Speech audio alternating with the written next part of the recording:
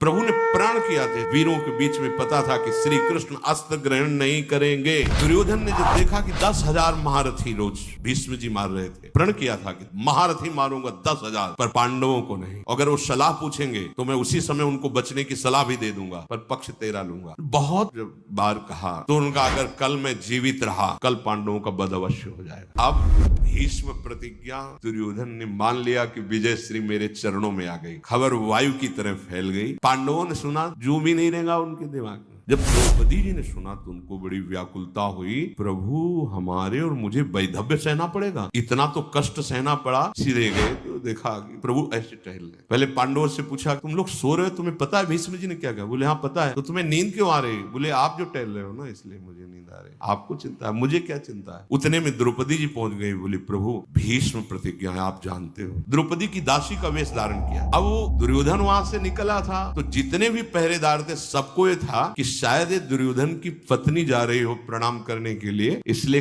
किसी ने नहीं पूछा। भगवान पीछे दासी बनकर चल रहे और आगे द्रौपदी जी। और भीष्म जी जैसे महापुरुष की भी बुद्धि में यही बात, सब बुद्धि के तो बाप यही है ना, जाके प्रणाम किया पितामह को। स्वाभाविक उनके अर्ध निमीलित नेत्र रहते थे भगवान के ध्यान में। महाभागवत है, सौभाग्यवती भव। द्रौपदी ने हटाया ऐसे। भगवान वहां पास नहीं आए थे, दरवाजे तक गए। जैसा दासी का कार्य होता है, वो जब आंख खोल के देखा, कर ये द्रौपदी, ऐसे आने का कोई प्रश्न ही नहीं उठता बिना सूचना दिए। शिविर तो लगा हुआ है दुर्योधन के पक्ष में ना, दुर्योधन के पक्ष के प्रधान सेनापति हैं, ऐसे कैसे कोई आ सकता है? तो कहीं कोई संभावना ही नहीं थी कि द्रौपदी हो सकती है। उनको भी यही था कि दुर्योधन अभी वचन दिला के गया है तो उनकी पत्नी प्रणाम करने आई। द्रौपदी जी ने कहा, अभी अभी वायु की तरह खबर फैल गई कि आप कल 5 पांडवों का वध करेंगे, तो आपकी भीष्म की वाणी वो सत्य होगी या अभी संध्या का समय है, आप बोल रहे हैं सौभाग्यवती भव, ये सत्य होगी? उनका वो कहाँ है जो तुम्हें लाए? क्योंकि ऐसा हमें फंसाने वाला तो सिर्फ एक ही है, जगत गुरु, दूसरा कोई हो ही नहीं सकता। वो कहाँ है? उतरे अपने आसन से और बढ़ करके देखा तो सिकुड़े से दासी बने हुए खड़े थे।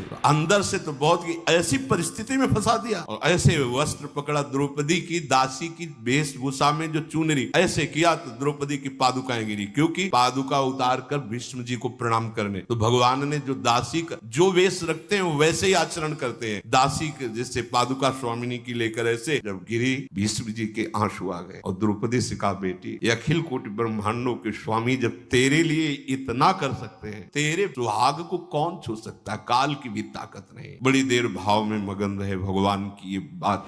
फिर एकदम आवेश आया, अगर आपने मेरा प्रण तोड़ा तो आपको मैं कल अस्त्र गहा के रहूंगा। भगवान ने कहा, ये झूठा तो मैं बन जाऊंगा। तो भगवान ने अपना प्रण तोड़ दिया और रथ का पहिया ले